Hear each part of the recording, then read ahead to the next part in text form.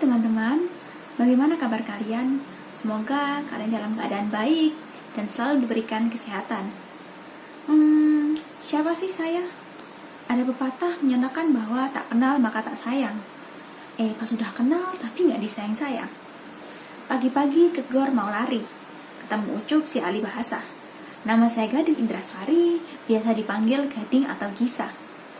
Seperti junjungan tertera pada video, kali ini saya akan membahas tentang manakah yang lebih penting antara kebutuhan dan keinginan.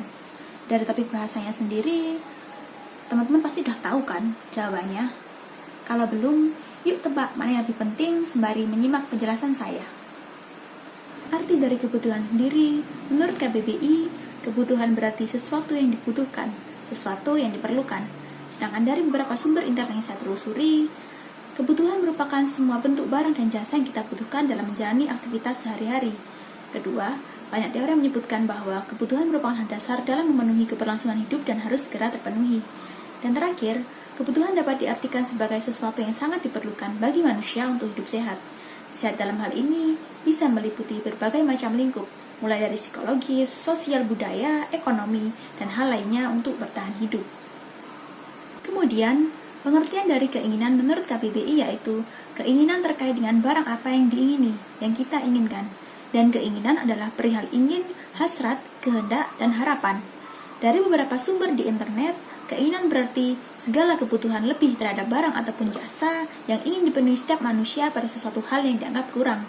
Dan keinginan lebih mengacu pada perasaan ingin memiliki sesuatu, baik segera maupun di waktu yang akan datang.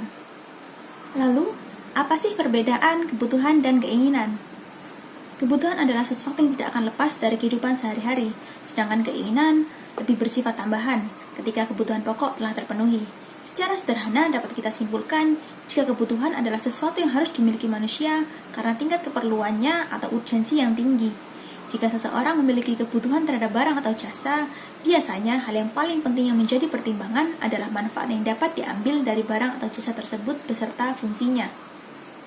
Di sisi lain, keinginan biasanya bersifat subjektif, tidak terlalu berpengaruh pada kelangsungan hidup seseorang.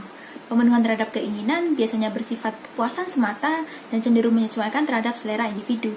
Keinginan bisa bersifat positif jika pemenuhannya memberi nilai tambah atau memberi dukungan terhadap pemenuhan kebutuhan yang telah tercapai. Pada dasarnya, keinginan tidak bersifat mengikat dan kita tidak punya keharusan untuk segera memenuhinya.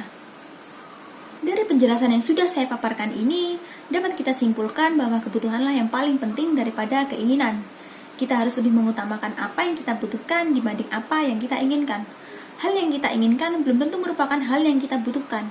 Kebutuhan itu penting, sedangkan keinginan bukanlah sebuah keharusan.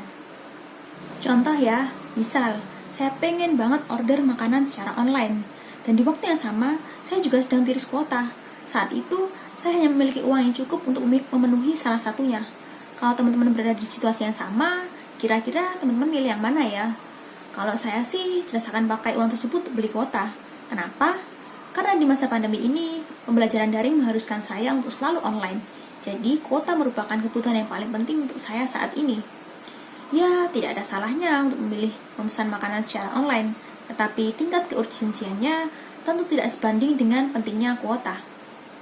Cara yang paling mudah untuk membedakan apakah itu kebutuhan atau keinginan kita yaitu dengan membandingkan dua hal tersebut. Setiap orang pasti memiliki preferensi yang berbeda, dan yang paling tahu apa yang kita butuhkan itu adalah diri kita sendiri. Oke, sekian yang dapat saya sampaikan. Mohon maaf apabila ada salah kata. Ani duwe hajat ing sedati, gur maca lan diagemi konde. Please stay safe and healthy and have a nice day.